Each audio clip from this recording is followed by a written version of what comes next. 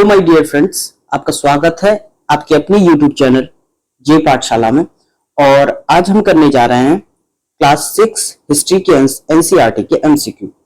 तो आज हम इसमें एमसीक्यू करेंगे और देखेंगे कि हमारी तैयारी कितनी है, क्योंकि एमसीक्यू जब तक आप करते नहीं हो तो आपको पता नहीं चलता कि आपकी तैयारी कितनी है। तो चलिए टाइम वेस्ट ना करते हुए अपने एमसीक्यू शुरू करते हैं। कम से कम इसमें 25 एमसीक्यू हैं टोटल, तो देखते हैं कितने कर पाते हैं, क्योंकि ज्यादा लंबा वीडियो भी करना मुझे अच्छा नहीं लगेगा। तो चलिए फिर शुरू करते हैं। किरथर पहाड़ियों के क्षेत्र में चावल की फसल को उपजाना आरंभ हुआ। दूसरा स्टेटमेंट कहता है कि विंध्याचल पहाड़ियों के क्षेत्र में गेहूं जौ की फसल से कृषि का विकास हुआ। तो ये जो स्टेटमेंट है पहला वाला, जिसमें ये कह रहा है कि किरथर पहाड़ियों में चावल की फसल को उपजाना आरंभ हुआ, तो मैं आपको बता दूं कि यहाँ पे चावल की फसल को नहीं उपजाया गया था। इस क्षेत्र में सबसे पहले गेहूं की फसल को उपजाया गया था। किसकी फसल को उपजाया गया था? गेहूं की फसल को। और किरथर पहाड़ियों के क्षेत्र में, तो किरथर पहाड़ियों के साथ साथ यहाँ एक आपको मिलेगा सुलेमान की पहाड़ी, सुलेमान की पहाड़ी। तो आप इस बात को भी याद रखें कि अगर सुलेमान या किरथर पहाड़ियों की ऊपर अगली बार हो सकता है किरथर पहाड़ियों की जगह सुलेमान की पहाड़ी कर दे, तो सुलेमान की पहाड़ी हो या किरथर पहाड़ियां हो, इसमें हमें गेहूं के साक्ष्य मिले हैं, चावल के साक्ष्य नहीं मिले हैं। ठीक है, तो पहला स्टेटमेंट, पहला हमारा जो इसने स्टेटमेंट दिया है ये तो रॉन्ग हो गया। दूसरा देखते हैं। दूसरा स्टेटमेंट कहता है कि विंध्याचल पहाड़ियों के क्षेत्र में गेहूं और जौ की फसल से कृषि का विकास शुरू हुआ। तो मैं आपको बताऊं कि गेहूं और जौ की फसल से कृषि का विकास नहीं शुरू हुआ था, यहां पर चावल को उपजाया गया था। सबसे पहले चावल को फसल के रूप में उपजाया गया था। किसको उपजाया गया था? चावल को। तो आप याद रखिएगा इस वाली बात को। तो दूसरा स्टेटमेंट क्या हो गया? पहला स्टेटमेंट रॉन्ग हो गया, दूसरा स्टेटमेंट रॉन्ग हो गया। तो इसका जो राइट आंसर है वो हो गया डी, इनमें से कोई नहीं। तो चलिए अपने नेक्स्ट क्वेश्चन की तरफ चलते हैं। दूसरा क्वेश्चन क्या कहता है? दूसरा क्वेश्चन कहता है कि निम्नलिखित में से कौन सा महाजनपद की सीमा उत्तर में गंगा से, दक्षिण में विंध्य पर्वत, पूर्व में चंपा से, पश्चिम में सोन नदी तक विस्तृत थी? यह दक्षिणी बिहार में स्थित था, जो कालांतर में उत्तर भारत का सर्वाधिक शक्तिशाली महाजनपद बना।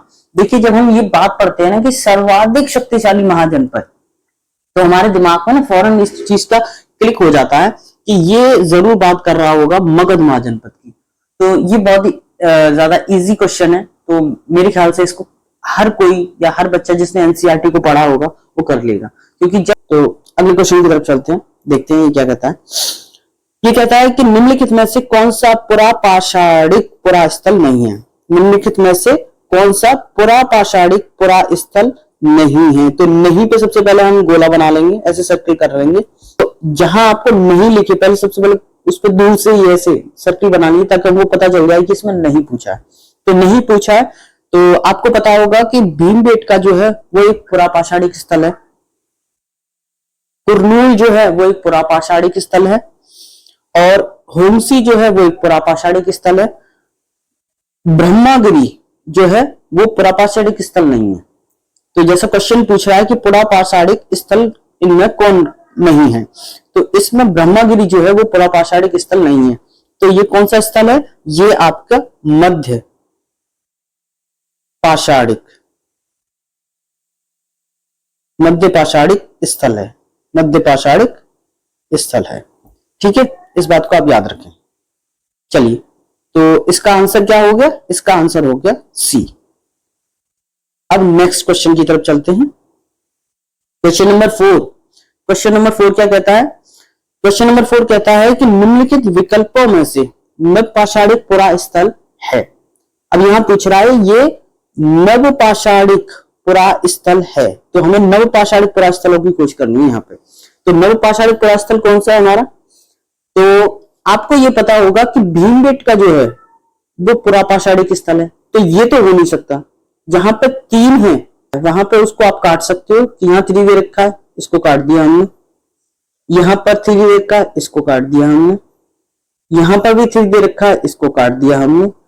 तो बस एक डी बचा है जो है हुल्लूर,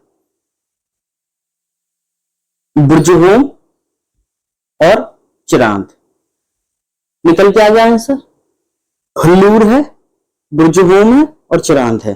तो नवपाषाणिक स्थल कौन कौन से हैं? नवपाषाणिक स्थल हैं आपके हुल्लूर, बुर्जुहोम और चिरांद। मैंने एक गलत को जब आइडेंटिफाई कर लिया, जब मैंने भीमबेटका को आइडेंटिफाई कर लिया कि ये तो पुरापाषाणिक स्थल है और ये हमसे पूछ रहा है कि नवपाषाणिक पुरा स्थल बताओ, और ये क्या है? पुरापाषाणिक स्थल। तो जब मैंने इसको आइडेंटिफाई कर लिया एक गलत को, तो मेरा राइट आंसर निकल कर आ गया। और ये जो है ना, ये वाला एक जो ये वाला स्थल जो दे रखा है, ये है आदि चन्नलूर, ये है मध्य पाषाणिक। ये कौन सा है? आपका मध्य पाषाणिक स्थल है। इस बात को भी आप याद रखें, ठीक है। चलिए अब नेक्स्ट क्वेश्चन की तरफ चलते हैं। इस काल में दुनिया की जलवायु में बड़े बदलाव हुए और गर्मी बढ़ने लगी, कई क्षेत्रों में घास के मैदान बनने लगे। इससे हिरण, बारहसिंगा, भेड़ बकरी, गाय जैसे जानवरों की संख्या बढ़ी जो घास खाकर जिंदा रह सकते थे।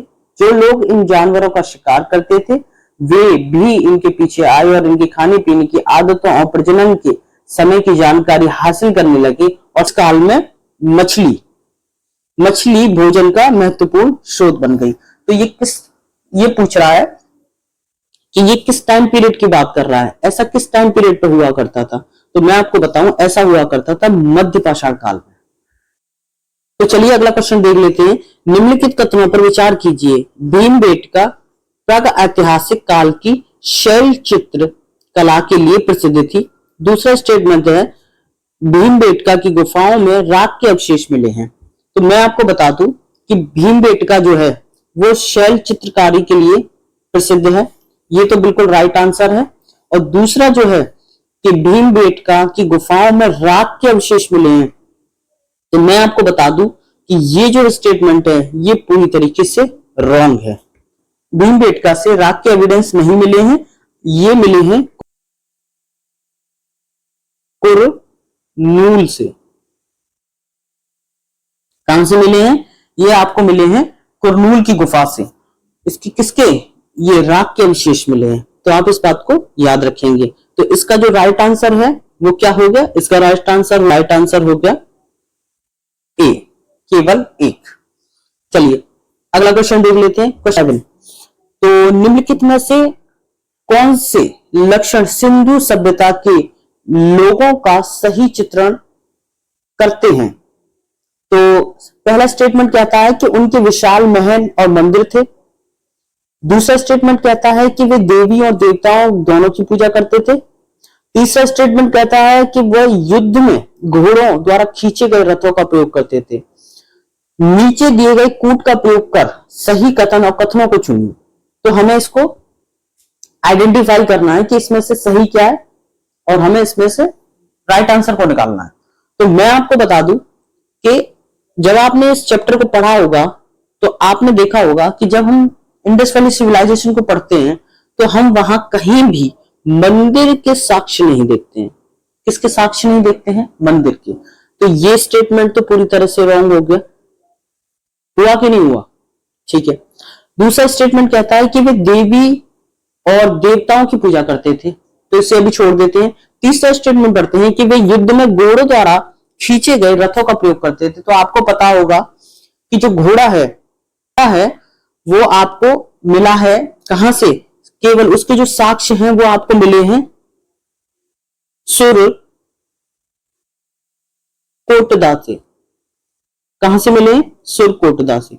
लेकिन व्यापक रूप से इसके कोई साक्ष्य नहीं मिले हैं। थोड़ा सा कोई स्केटल मिल गया इसका, कोई थोड़ा सा कोई हड्डी का कोई पार्ट मिल गया, कुछ भी। तो इसके कहने का मतलब, तो यहाँ पे ये नहीं कह सकते कि हाँ जो है हमको घोड़े के साक्ष्य, कोई मुझे घोड़ी की कोई हड्डी मिल गई तो इसका मतलब ये है कि हाँ घोड़ा यहाँ पे पाया जाता था। बड़ी संख्या में, मतलब व्यापक रूप से कोई चीज जब हमें मिलती है ना, तो जब व्यापक रूप से जब हमें कोई चीज मिलती है तभी हम इस चीज को कहते हैं कि हाँ इस चीज के एविडेंस हमें यहाँ से मिले हैं, क्योंकि वो चीज किस स्तर पर होनी चाहिए, व्यापक स्तर पर होनी चाहिए, मतलब बड़ी मात्रा में कोई चीज हमें मिलनी चाहिए। तो इसलिए घोड़े के अवशेष जो है वो किसी एक जगह से प्राप्त होने से इसका मतलब ये नहीं है कि हम घोड़े के साक्ष्य मिले हैं। घोड़े के साक्ष्य हमें मिलना कहां से शुरू हुआ है, वो हमें वैदिक एज जब हम पढ़ेंगे वहां से हमको मिलना शुरू हुआ है, प्रॉपर आर्यंस के टाइम पे। तो यहाँ तो हमें घोड़े के साक्ष्य नहीं मिले, तो इस स्टेटमेंट को भी हम क्या कर सकते हैं, इस स्टेटमेंट को भी हम रॉन्ग कर सकते हैं। पहला स्टेटमेंट भी रॉन्ग, दूसरा स्टेटमेंट भी रॉन्ग। अच्छा, जो पहला भी रॉन्ग हो गया, तीसरा भी रॉन्ग हो गया, दूसरा स्टेटमेंट राइट है या नहीं इसको देख लेते हैं जरा, कि वे देवी और देवताओं की पूजा करते थे। तो मैं आपको बता दूं कि वो प्रकृति की पूजा करते थे, प्रकृति की पूजा करते थे, उसको मातृ देवी समझते थे, उसको क्या समझते थे, मातृ देवी समझ के उसकी पूजा करते थे। तो इसके तो साक्ष्य मिले हैं हमें, तो ये तो ऑप्शन बिल्कुल ठीक हो गया। दूसरा, देवताओं में वो किसकी पूजा करते थे, वो आपको पता होगा कि एक मोहर, एक सील हमको मिली है, किसकी, वो हमें मिली है मोहनजोदड़ो से, पशुपति की, पशुपति नाथ, पशुपति नाथ। और इसको किसकी उपमा दी गई है, इसको किस देवता की उपमा दी गई है, इसको दी गई है शिव की उपमा। कहते ना पशुपति नाथ, मतलब शिव की पूजा किया करते थे उस टाइम पे लोग, ठीक है। तो आप ये मान के चल सकते हैं कि ये लोग देवी और देवताओं की पूजा किया करते थे। तो जो आपका इसमें जो राइट आंसर है वो निकल के आ गया बी। क्या निकल के आ गया, बी। तो इसका राइट आंसर हो गया बी। चलिए अगला क्वेश्चन देख लेते हैं कि निम्नलिखित में से कौन सा प्राचीन नगर अपने उन्नत जल संचयन प्रबंधन प्रणाली के लिए प्रसिद्ध है, जहां बांधों की श्रृंखला का निर्माण किया गया था और समृद्ध जलाशयों में नहर के माध्यम से जल को प्रभावित किया जाता था। देखिए जब हम ये वर्ड पढ़ते हैं ना कि उन्नत जल संचयन प्रबंधन प्रणाली, जल प्रबंधन प्रणाली, बांधों की श्रृंखला का निर्माण और जलाशय नहरों के बारे में जब हम ये पढ़ते हैं ना, तो फौरन हमारे दिमाग में ना इस चीज को क्लिक हो जाना चाहिए कि ये धोलावीरा की बात कर रहे हैं। किसकी बात कर रहे हैं, धोलावीरा की बात कर रहे हैं। तो धोलावीरा किसके लिए प्रसिद्ध था भाई, इसीलिए प्रसिद्ध था धोला। और लेकिन इसका जो राइट आंसर है वो ए है। लेकिन क्वेश्चन नंबर 9 देख लेते हैं कि निम्नलिखित में से कौन सा एक हड़प्पा स्थल नहीं है। तो ये पूछ रहा है कि इनमें से कौन सा एक हड़प्पा स्थल नहीं है। तो मैं आपको बता दूं कि इसमें जो सोहगोरा है, सोहगोरा, ये हड़प्पा स्थल नहीं है। अगला क्वेश्चन देख लेते हैं, क्वेश्चन नंबर 10। तो निम्नलिखित युग्मों पर विचार कीजिए और इसको हमें मिलाना है कि इसमें सही कौन सा है, इसमें कितने युग्म सही हैं। तो निम्नलिखित युग्मों पर विचार कीजिए। लोथल से भंडारगढ़ मिला है, कालीबंगा, अग्निकुंड, हड़प्पा, चित्रदूषक मड़भांड, मेहरगढ़, कपास की खेती। उपरोक्त दिए गए युग्मों में कितने युग्म सही सम्मिलित हैं। तो मैं आपको बता दूं, इसमें लोथल से जो है वो क्या मिला है हमें, भंडारगढ़, बिल्कुल सही है। कालीबंगा से हमें अग्निकुंड के, और मेहरगढ़ से सबसे पहले कपास की खेती के साक्ष्य मिले हैं हमें। किसकी खेती के साक्ष्य मिले हैं, सबसे पहले कपास की जो खेती थी वो मेहरगढ़ में की गई थी, ठीक है। तो पहला हमारा ऑप्शन राइट हो गया, दूसरा हमारा क्वेश्चन राइट हो गया, और तीसरा हमारा क्वेश्चन जो है वो राइट हो गया, जो ऑप्शन जो है हमारा वो राइट हो गया। तो इसमें कितने युग्म ठीक है, इसमें केवल 3 युग्म ठीक है। तो मैं आपको बता दूं कि ये जो साक्ष्य है ना चित्रदूषक मड़भांड का, ये हमें वैदिक काल से मिला है, वैदिक काल से, ना कि हड़प्पा से। क्योंकि ये जो है ऑप्शन इसलिए गलत हो गया, और ये जो 3 है इसमें 3 युग्म ठीक हो गए, ठीक है, याद रखना आप इस बात को। चलिए अच्छा, क्वेश्चन नंबर 11 क्या कहता है कि हड़प्पा में महिलाएं किन क्षेत्रों में कार्यरत थी। तो मैं आपको बता दूं कि हड़प्पा में जो महिलाएं थी वो शिल्पकार थी और दूसरा मूर्तिकार थी। लिपिक पुरुष हुआ करते थे और ज्योतिषी शास्त्र जो है वो भी पुरुष हुआ करते थे। तो इसका जो राइट आंसर है वो है आपका सी। क्वेश्चन नंबर 13, निम्नलिखित कथनों पर विचार करें। ऋग्वेद में गंगा, यमुना, ब्रह्मपुत्र तीनों नदियों का उल्लेख किया गया है, पहला स्टेटमेंट है। और दूसरा स्टेटमेंट है कि ऋग्वेद में विष्णु को प्रमुख देवता माना गया है। तो उपरोक्त कथनों पर विचार कीजिए और इसका जो है राइट आंसर बताइए कि ऋग्वेद के अंदर जो है वो गंगा, यमुना और सरस्वती का उल्लेख मिलता है, ब्रह्मपुत्र नदी का उल्लेख नहीं मिलता है। तो ये स्टेटमेंट तो आपका रॉन्ग हो गया। और दूसरी बात कि ऋग्वेद में विष्णु को प्रमुख देवता मानते थे, तो मैं आपको बता दूं कि ऋग्वेद में 3 प्रमुख देवता थे और वो थे अग्नि, इंद्र और आपके सोम। तो ये 3 देवताओं की मान्यता थी। विष्णु का यहां पे कोई जिक्र नहीं है, इसलिए ये दोनों स्टेटमेंट क्या हो जाते हैं, ये दोनों स्टेटमेंट आपके रॉन्ग हो जाते हैं और इसका जो राइट आंसर है वो होगा डी, इनमें से कोई नहीं। क्वेश्चन नंबर 14 को देख लेते हैं। क्वेश्चन नंबर 14 कहता है कि उत्तर वैदिक काल के संदर्भ में निम्नलिखित कथनों पर विचार कीजिए। पहला स्टेटमेंट कहता है कि कृषि क्षेत्र में लोहे के हलों का प्रयोग करने से फसलों की उपज में वृद्धि हुई। दूसरा स्टेटमेंट कहता है कि गेहूं का रोपण शुरू किया गया जिससे गेहूं की पैदावार बढ़ी। तो मैं आपको बताऊं कि जो पहला स्टेटमेंट है कि कृषि क्षेत्र में लोहे के हलों का प्रयोग करने से फसलों की उपज में वृद्धि हुई, जैसा कि मैंने आपको बताया कि लोहे की जो बात की जाती है वो उत्तर वैदिक काल में जाके की जाती है और ये स्टेटमेंट बिल्कुल ठीक हो गया। क्या हाँ, लोहे की खोज हो गई थी और कृषि में क्या हो गया था, मतलब एक तरीके से एग्रीकल्चर में क्रांति आ गई थी। फसलें जो है वो जो थी फसलें जो थी वो उसमें कृषि के अंदर एकदम क्रांति आ गई थी। फसलें जो है बहुत अच्छी तरह से फसलें होती थी, कृषि का काम बहुत अच्छी तरीके से होता था। तो ये पहला स्टेटमेंट तो बिल्कुल राइट हो गया। और ये दूसरा स्टेटमेंट जो है कि गेहूं का रोपण शुरू हो गया था जिससे गेहूं की पैदावार बढ़ी। तो मैं आपको बता दूं कि लोगों ने धान के पौधा का रोपण किया था। किसके पौधे का रोपण किया था? धान के पौधे का रोपण किया था। धान के पौधे का मतलब चावल को रोपण किया था, ना कि गेहूं को। तो ये स्टेटमेंट आपका रॉन्ग हो गया, इसीलिए आपका जो राइट आंसर है वो केवल 1 है। चलिए क्वेश्चन नंबर 15 को देख लेते हैं। यहाँ क्वेश्चन नंबर 15 में क्या बात की जा रही है कि निम्नलिखित में से कौन सा एक ईसा पूर्व 6ठी शताब्दी के आरंभ में भारत का सर्वाधिक शक्तिशाली नगर राज्य था। तो मैंने जैसे बोला आपसे कि सर्वाधिक शक्तिशाली ईसा पूर्व 6ठी शताब्दी की बात हो या आपके मगध जनपद में बात हो, आपको राइट आंसर मारना है मगध। ठीक है, चलिए देख लेते हैं क्वेश्चन नंबर 16 क्या कहता है आपका। क्वेश्चन नंबर 16 कहता है कि निम्नलिखित महाजनपदों में से गढ़ संघ को पहचानिए। तो पहला ऑप्शन है मगध, दूसरा ऑप्शन है वज्जी, तीसरा ऑप्शन है अवंती और चौथा ऑप्शन है कौशल।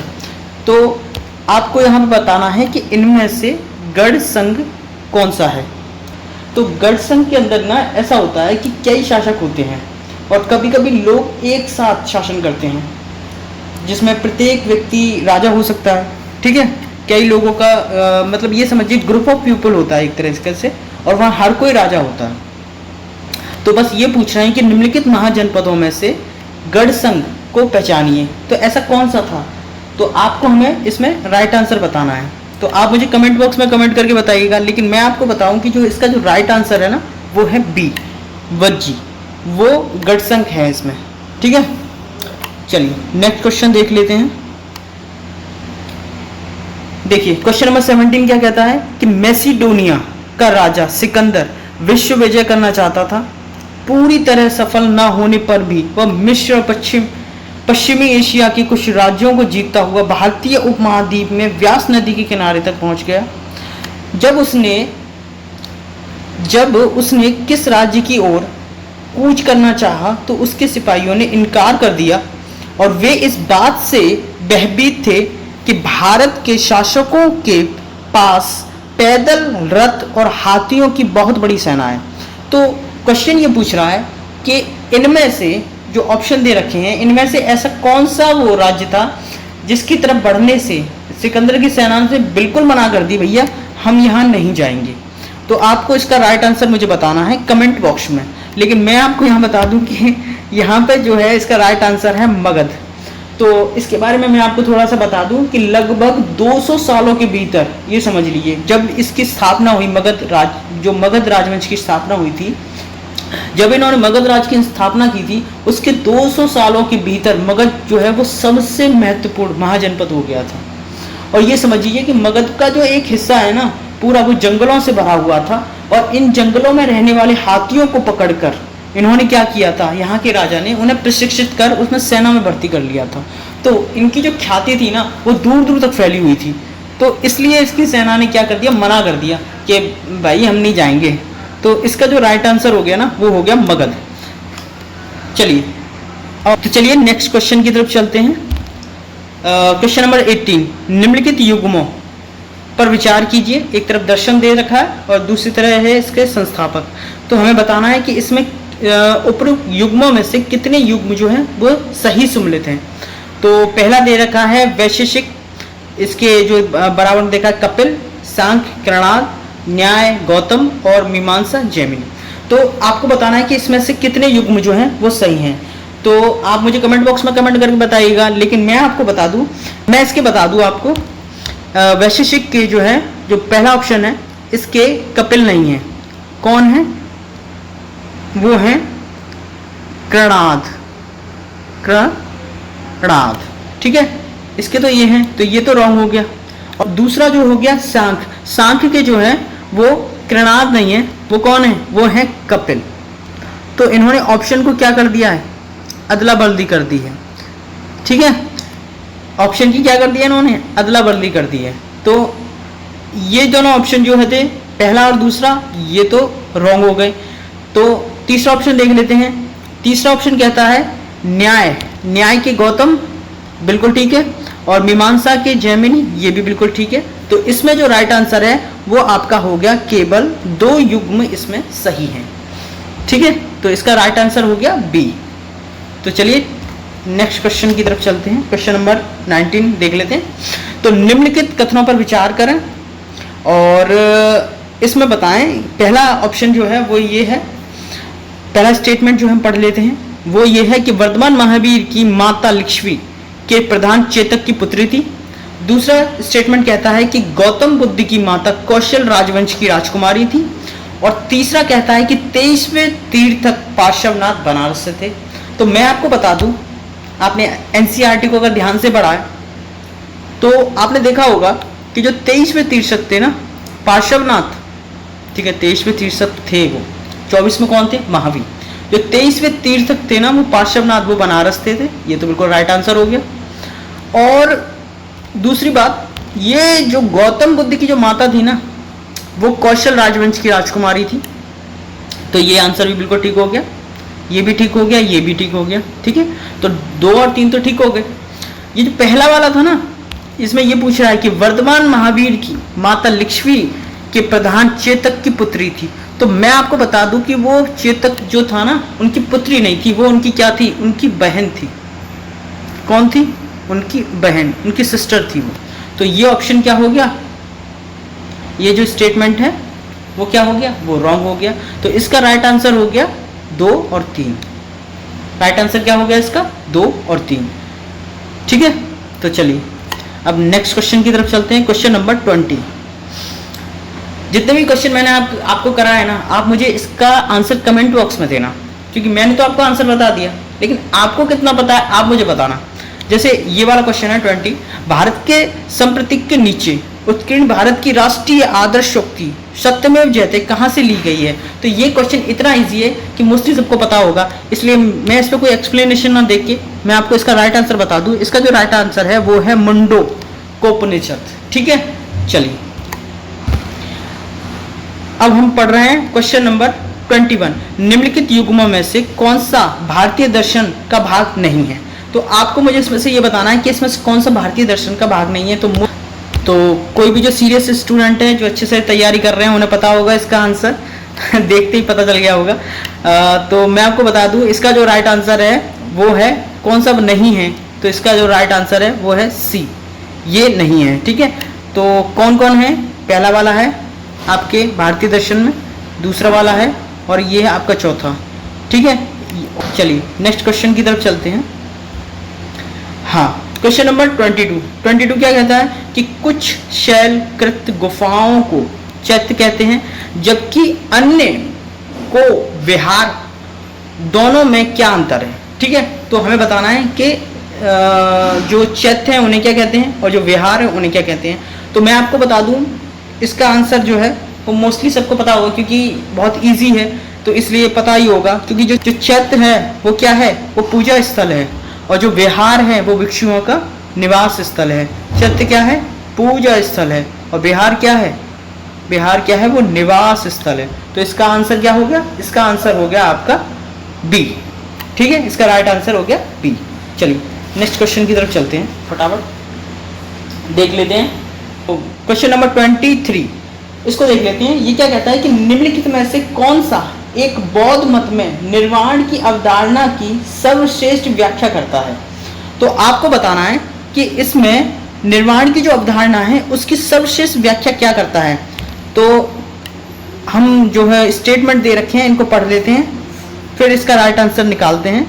कि तृष्णा रूपी अग्नि का शमन, स्वयं की पूर्णतः अस्तित्वहीनता, या परमानंद ए विश्राम की स्थिति, या धारणातीत मानसिक अवस्था। तो आपको मुझे बताना है इसका राइट आंसर क्या है, वो भी कहाँ बताना है? कमेंट बॉक्स में। मैं आपको इसका राइट आंसर बता दूं, इसका जो राइट आंसर है वो है तृष्णा रूपी अग्निशमन। क्या? तृष्णा रूपी अग्निशमन। निर्वाण का क्या मतलब होता है? निर्वाण का मतलब जो होता है ना, ये जो शब्द है ना निर्वाण, इस निर्वाण इसका मतलब होता है बुझ जाना। क्या होता है? इसका अर्थ होता है बुझ जाना। ठीक है, तो तृष्णा रूपी अग्निशमन इसका राइट आंसर है, याद रखिएगा। चलिए अगली क्वेश्चन देख लेते हैं। तो 24 ये क्या कहता है? निम्नलिखित युग्मों पर विचार कीजिए। ये जो युग्म दे रखे हैं इन पर विचार करना है हमको। 1 2 3 4 लोथल, सारनाथ, राजगीर, नालंदा। तो हमें बताना है कि किस स्थल से क्या मिला है और उपरोक्त युग्मों में से कितने युग्म सही सुमलित हैं। इसमें हमें बताना है कि कितने जो युग्म दे रखे हैं वो सही सुमलित हैं। तो मैं आपको बता दूं ना, जो पहला वाला स्टेटमेंट है ना कि लोथल में प्राचीन गोदी क्षेत्र, तो बिल्कुल ये बिल्कुल सही है। ये वाला ऑप्शन जो है वो बिल्कुल सही है, बिल्कुल राइट है।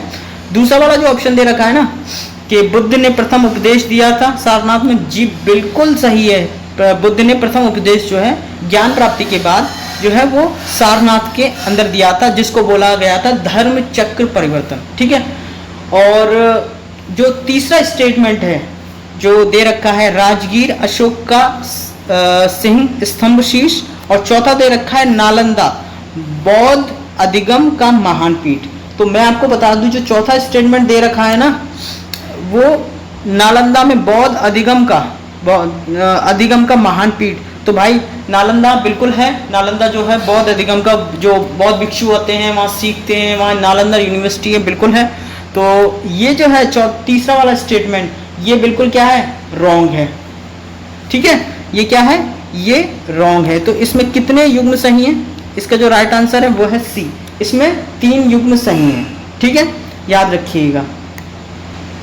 तो मैं आपको बता दूं अशोक का सिंह स्तंभ शीर्ष जो है वो राजगीर में नहीं है, तो वो कहाँ है? वो सारनाथ में है। सारनाथ, जहाँ पे बुद्ध ने अपना प्रथम उपदेश दिया था, तो कहाँ है वो सारनाथ में। तो इसलिए ये क्या हो गया? ये स्टेटमेंट पूरी तरह से रॉन्ग हो गया। इसके जो 3 युग्म है ना वो राइट है, और ये जो है वो गलत है। ठीक है, चलिए अपना क्वेश्चन देख लेते हैं। 25 क्वेश्चन नंबर 25 क्या कहता है कि जैन दर्शन के अनुसार सृष्टि की रचना और पालन पोषण तो वो कैसे होता है? तो पहला स्टेटमेंट पढ़ लेते हैं। सार्वभौमिक विधान से, सार्वभौमिक सत्य से हुआ है, सार्वभौमिक आस्था से हुआ है, सार्वभौमिक आत्मा से हुआ है। अब इसका राइट आंसर है ऑप्शन नंबर ए, सार्वभौमिक विधान से हुआ है। किससे हुआ है? सार्वभौमिक विधान से हुआ है, क्योंकि जैन दर्शन के अनुसार सृष्टि की रचना और पालन पोषण सार्वभौमिक विधान से माना जाता है, और जैन धर्म जो है वो ईश्वर को नहीं मानता। संसार वास्तविक है किंतु इसकी सृष्टि का कारण ईश्वर नहीं है, ऐसा जैन धर्म का मानना है। जो जैन धर्म है उसका ये मानना है कि संसार जो है ना वो वास्तविक है, रियलिस्टिक है, किंतु इसकी सृष्टि का कारण ईश्वर नहीं है, और यह संसार अनादिकाल से विद्यमान है और इसका अस्तित्व शाश्वत है। मतलब ये मान ही रहा है कि ईश्वर ही नहीं है। तो क्या आप ऐसा मानते हैं कि ईश्वर नहीं है? क्या जैन धर्म की जो अवधारणा है जो इन्होंने दी है वो सच है? ये क्या आपको लगता है कि इसको चलाने वाले, इसके जो निर्माता हैं वो ईश्वर नहीं है? क्या ईश्वर के बिना हम कुछ भी कर सकते हैं? तो मुझे तो नहीं लगता कि ईश्वर नहीं है, मैं तो इससे सेटिस्फाई नहीं हूँ। लेकिन जो जैन धर्म मानते हैं हम उसके अनुसार ये मानते हैं कि सार्वभौमिक विधान से पहले से ये सब कुछ और शाश्वत है, चलता ही रहेगा। नहीं, शाश्वत नहीं है, चीज़ें बनती हैं, बिगड़ती हैं, ख़त्म भी होती हैं। लेकिन मेरा मानना ऐसा है, जैन धर्म का मानना नहीं है। तो जैन धर्म के अनुसार ये पूछा है, तो इसलिए इसका राइट आंसर क्या हो गया? ए।